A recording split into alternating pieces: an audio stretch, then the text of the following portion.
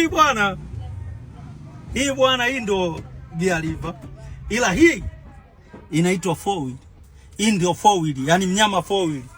Huyu mnyama four wheel unapomuona, yani ukishaweka gari yako vizuri, umeweka kwenye D au kwenye D2, mmoja nielewa, unaangalia huko kwenye vumbi au huko kwenye tope, ngoma imekataa iendi. Kuna nyingine unashuka, unaminya kwenye matairi hivi, unaloki, alafu ndio unakuja kukandamiza kama Land Cruiser ama nini, unashuka unaweka pickup Hilux yale ya zamani unashuka. Lakini hizi ni za kisasa zaidi. Hii ngoma ikisha kataa tu, ngoma unaminya, unaweka, unakandamiza.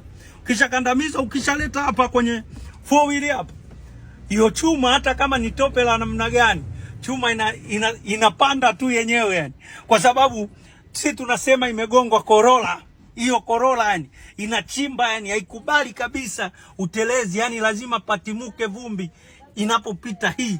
Yani ukishagonga hii Corolla lazima patimuke vumbi. Hata pawe pabaya vipi, hii chuma lazima ipande, kwa sababu imewekwa mtoto Corolla, lazima apande amalize safari. Sasa ukishamaliza safari, umetoka tayari kwenye tope kali au kwenye nini, ulikuwepo unatesa kupanda, ukishamaliza unafika unairudisha, inarudi kwenye L. Unaiona inarudi sehemu yake, unairudisha huku, lazima ilale huku.